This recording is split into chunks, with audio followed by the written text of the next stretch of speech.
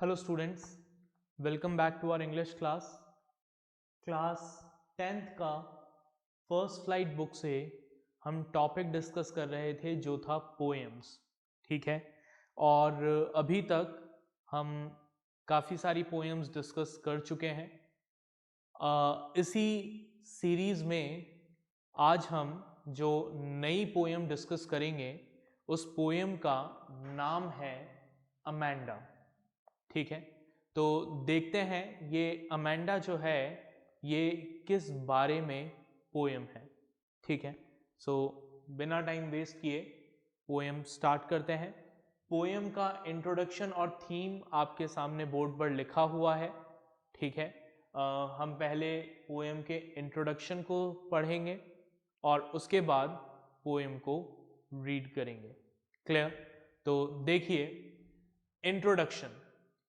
Every child feels that he or she is controlled and instructed not to do one thing or another.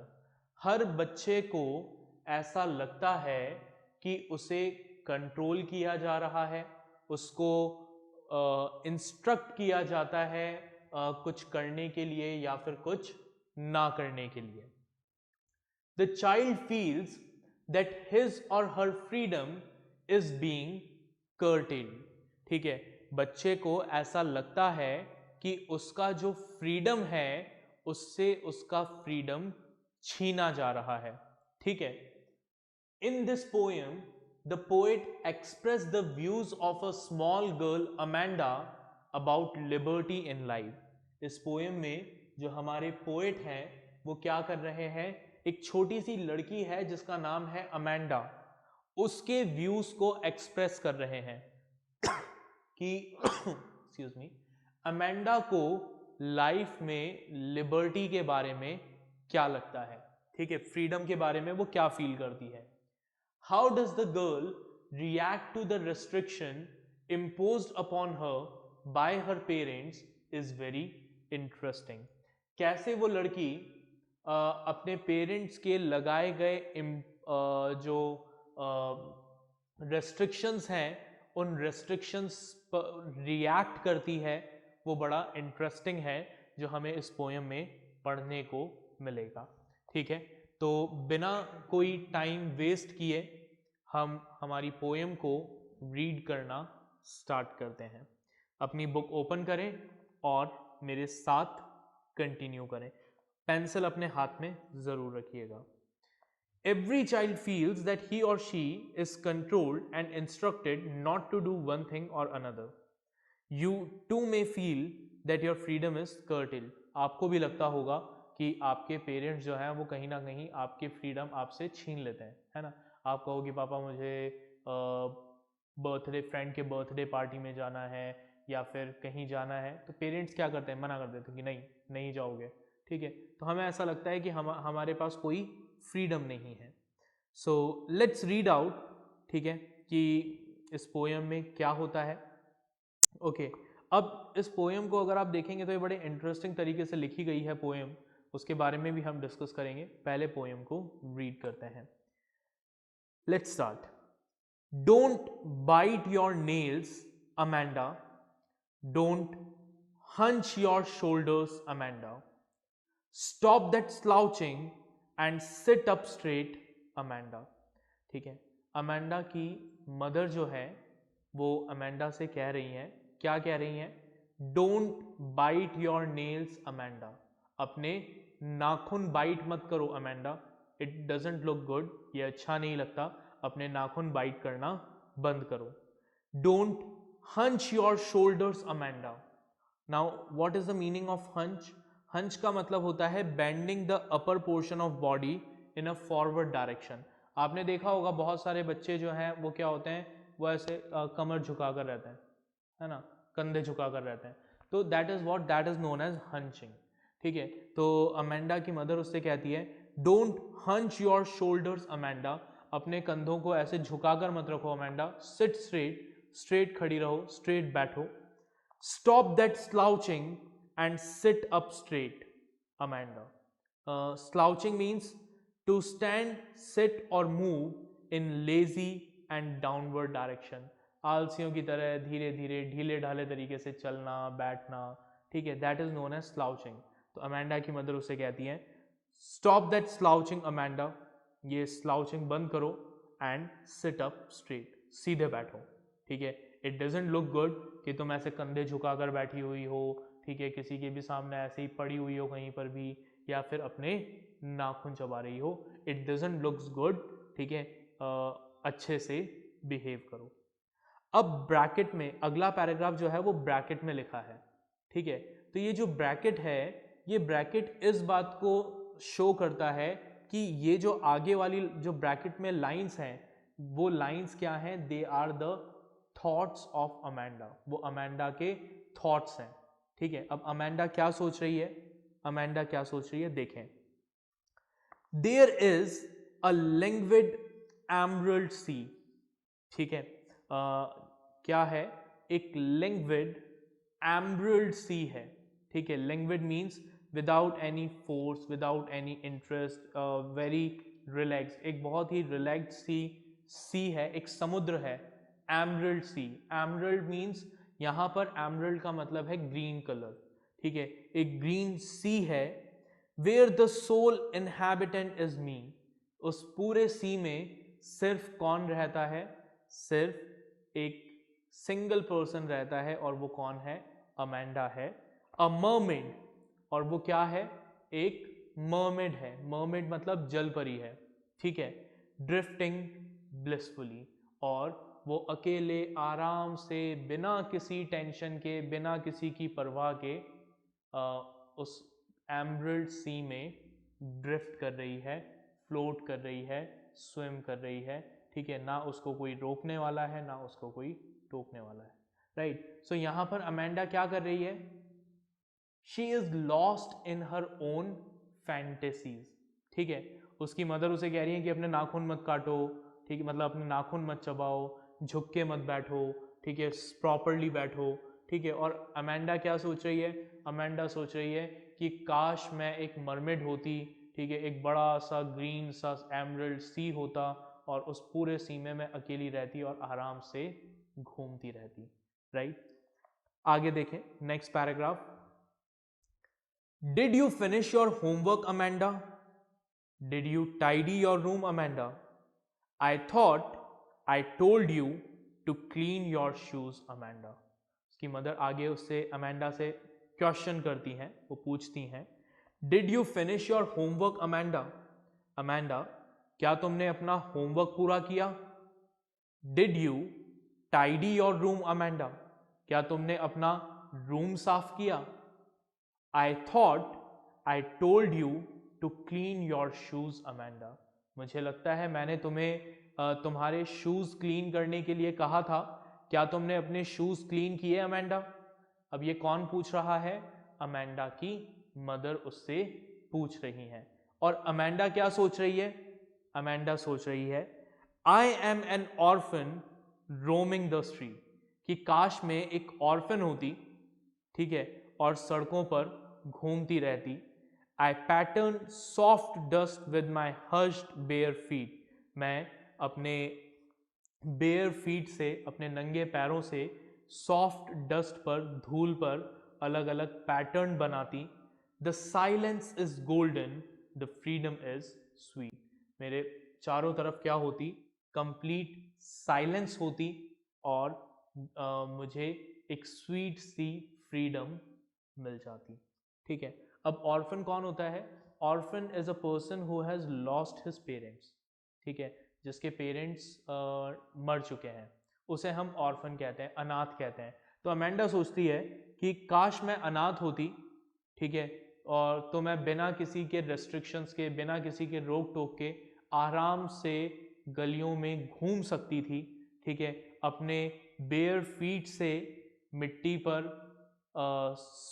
Dust पर क्या कर सकती थी, pattern बना सकती थी, ठीक है। मुझे कोई रोकने वाला नहीं होता, मुझे कोई टोकने वाला नहीं होता, और मुझे एक स्वीट सी फ्रीडम मिलती, ठीक है।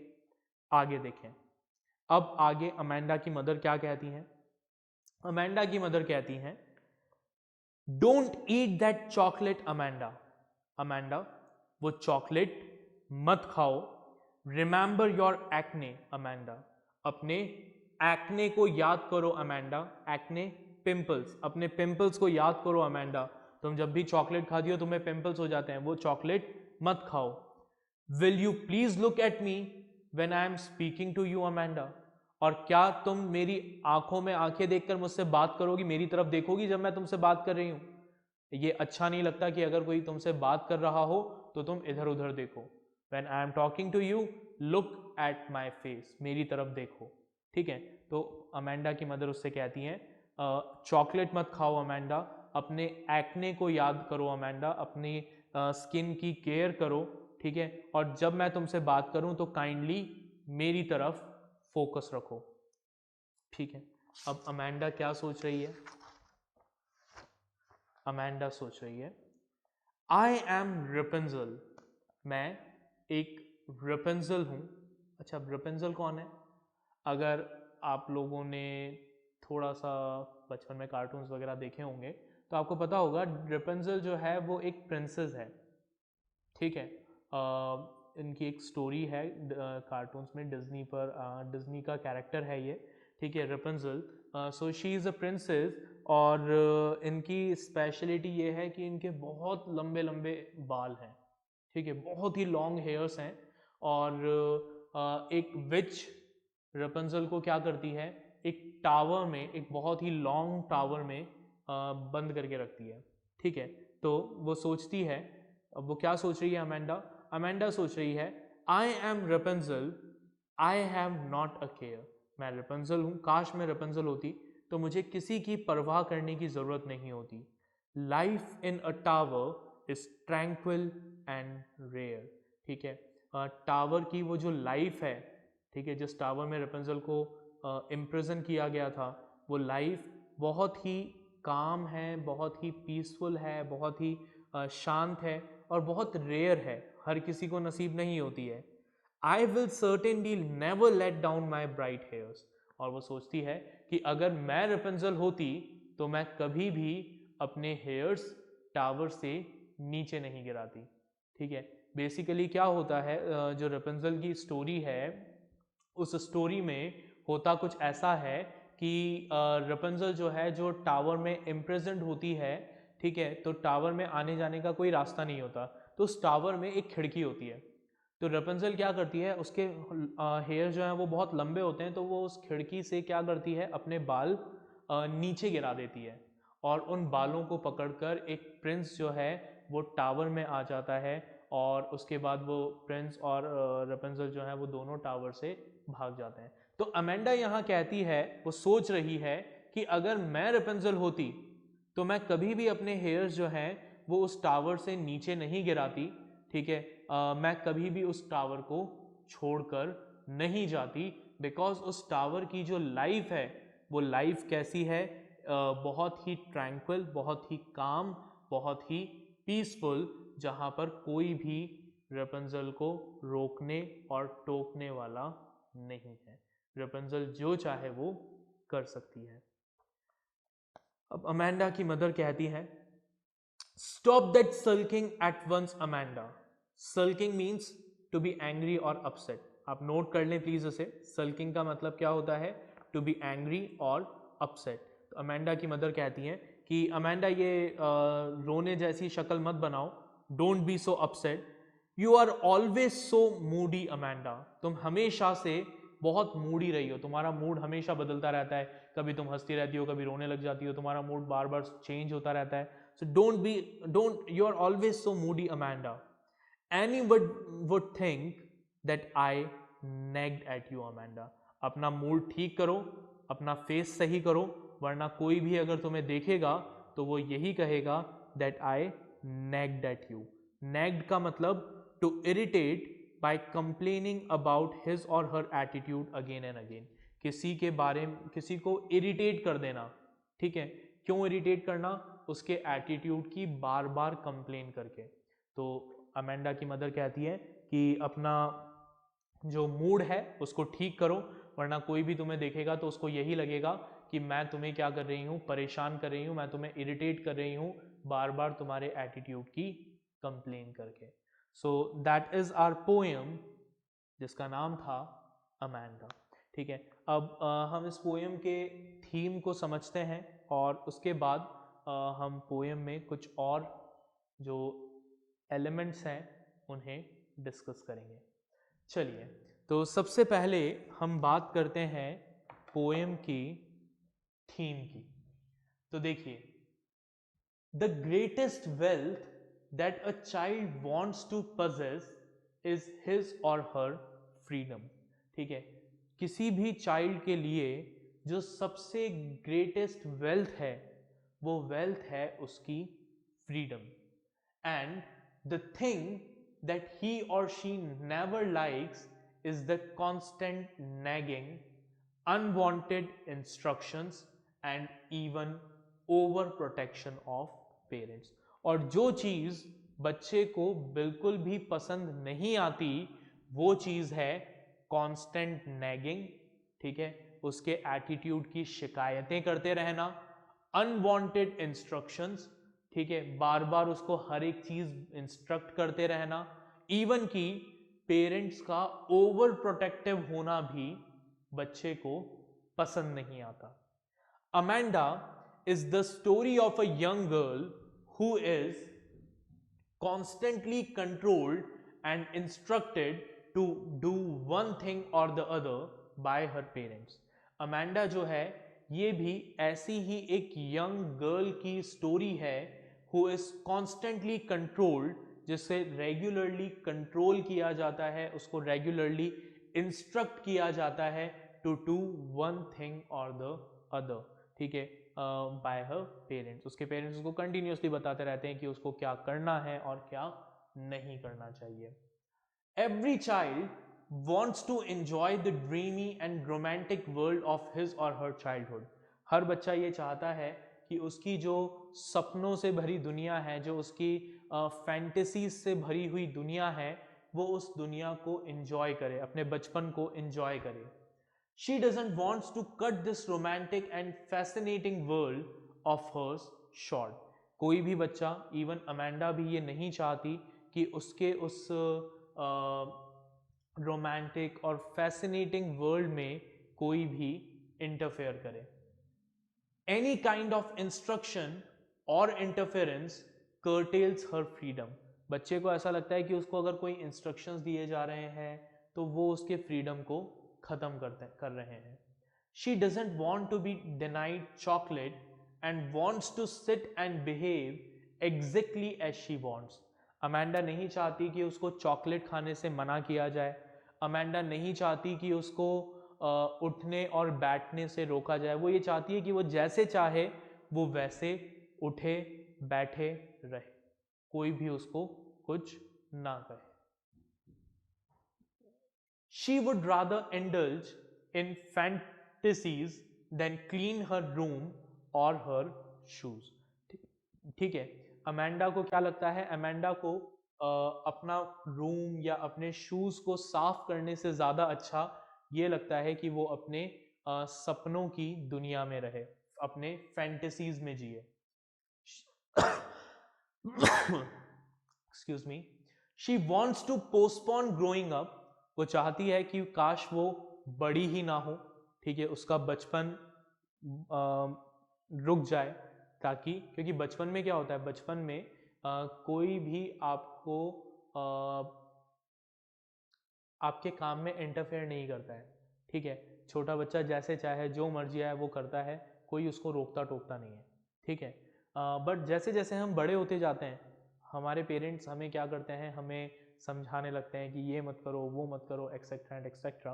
तो वो चीज़ जो है वो कहीं ना कहीं अमेंडा को परेशान कर रही है। वो चाहती है कि काश उसका चाइल्डहुड रुक जाए ताकि उसको इस तरह के जो इंटरफेरेंस हैं वो इंटरफेरेंस फेस ना करने पड़े। She wants to remain a child for just a little bit longer. वो चाहती है कि बस कुछ समय के लिए और उसका चाइल्डहुड रुक जाए, so that she can enjoy her childhood. Clear? तो ये था हमारा पोएम का थीम। ठीक है, अब कुछ और पॉइंट्स हैं जो हमें इस पोएम के बारे में डिस्कस करने हैं। जैसे सबसे पहले तो अगर आप देखें तो अमेंडा ने अपने आप को 3 चीज़ों से कंपेयर किया। पहला मर्मेड से, दूसरा एक ऑर्फन से, तीसरा रपंजल से। ठीक है, तीनों कैरेक्टर को अगर हम ध्यान से देखें तो मर्मेड से जब उसने अपने आप को कंपेयर किया तो उसने कहा कि वो एक ग्रीन एमरल्ड सी में अकेले रहती है। ठीक है, सेकंड कैरेक्टर जो सेकंड पर्सन जिससे उसने अपने आप को कंपेयर किया या अपने आप को रिलेट किया वो था ऑर्फन। ठीक है, ऑर्फन भी अकेला होता है। ठीक है, उसके साथ कोई होता नहीं है। ऑर्फन मतलब अनाथ, जिसके पेरेंट्स नहीं है, मतलब रोक टोक करने वाला कोई नहीं है। तीसरा रपंजल। रपंजल की बात करें तो रपंजल जो है वो टावर में अकेली रहती थी, तो उसकी लाइफ में भी कोई इंटरफेरेंस करने वाला नहीं था। तो अमेंडा ने अपने आप को जिन तीनों से कंपेयर किया, वो कंपैरिजन ये शो करता है कि अमेंडा के पेरेंट्स जो थे वो बहुत ही ज़्यादा अमेंडा को हर एक छोटी छोटी बात के लिए कॉन्स्टेंटली क्या करते रहते थे, टोकते रहते थे। और अमेंडा ये चाहती थी कि उससे वो जैसे रहती है, वो जैसे जी रही है, उसे वैसे जीने दिया जाए, उसकी लाइफ में उसके जीने के तरीकों में इंटरफेयर ना किया जाए। ठीक है, तो ये तो हो गया हमारा पोएम का इंट्रोडक्शन, मीनिंग और थीम। अब इसके साथ साथ हम इस पोएम में जो लिटरेरी डिवाइसेस यूज़ हुए हैं उन लिटरेरी डिवाइसेस को फटाफट से नोट डाउन कर लेते हैं। तो आप अपने पेंसिल अपने हाथ में रखिए और मैं जो जो लिटरेरी डिवाइसेस आपको बताता जा रहा हूँ आप उनको नोट करते जाएं। तो जो सबसे पहला लिटरेरी डिवाइस हम यहाँ पर इस पोएम में देख रहे हैं वो लिटरेरी डिवाइस है एसोनेंस। ठीक है, एसोनेंस का मतलब होता है रिपीटेशन ऑफ वॉवल साउंड। ठीक है, वॉवल साउंड का रिपीटेशन। तो अगर आप ये लाइन देखेंगे, डोंट हंच योर शोल्डर, तो इसमें जो ओ साउंड है डोंट में और शोल्डर में, तो डो ओ साउंड, शो इसमें भी ओ साउंड जो है वो रिपीट हो रहा है, तो it is what, it is assonance. तो आप उस ओ वर्ड को, ओ अल्फ़ाबेट को अंडरलाइन कर लें और वहाँ पर मेंशन कर लें that it is an assonance. उसके अलावा एक और जो लिटरेरी डिवाइस यहाँ यूज़ हुआ है दैट इज़ मेटाफर। मेटाफर आप एमरल्ड सी को अंडरलाइन कर लें और एमरल्ड सी को अंडरलाइन करके वहाँ पर नोट डाउन कर लें that it is a metaphor. ठीक है, यहाँ पर एमरल्ड सी जो है वो किस चीज़ को रिप्रेजेंट कर रहा है, वो ग्रीन कलर को रिप्रेजेंट कर रहा है। मतलब जो सी का ग्रीन कलर है उसको कंपेयर किया गया है किससे, एमरल्ड से। एमरल्ड बेसिकली क्या होता है, एक तरह का जैम स्टोन है, एक तरह का प्रीशियस स्टोन है। ठीक है, जो ग्रीन कलर का होता है। ठीक है, हिंदी में उसे बोलते हैं मूंगा। ठीक है, एमरल्ड आप नेट पर सर्च कर लीजिएगा, इट्स अ जैम स्टोन। जैसे डायमंड होता है, ठीक है, जैसे रूबी होता है, ठीक है, जैसे सफ़ायर होता है, उसी तरीके से एक जैम स्टोन होता है जिसको हम एमरल्ड बोलते हैं। ठीक है, वो ग्रीन कलर का होता है। तो जो हमारा सी था उस सी के ग्रीन कलर को कंपेयर किया है किससे, एमरल्ड से। तो that is what, that is metaphor. Next literary device जो हमारे इस पोएम में यूज हुआ है दैट इज रिपीटेशन। और रिपीटेशन इस पोएम में कई बार यूज हुआ है। पहले तो हमारे अमेंडा वर्ड को इस पोएम में बार बार रिपीट किया गया है। ठीक है, तो आप देखेंगे कि अमेंडा वर्ड इस पोएम में रिपीट हो रहा है, डोंट वर्ड रिपीट हो रहा है। ठीक है, तो इस तरीके से कई सारे वर्ड्स को पोएम में क्या किया गया है, रिपीट किया गया है। नेक्स्ट लिटरेरी डिवाइस जो है हमारा दैट इज एलिट्रेशन। एलिट्रेशन की अगर हम बात करें तो देखें एलिट्रेशन यहाँ पर जो यूज हुआ है वो यूज हुआ है stop that slouching and sit up straight.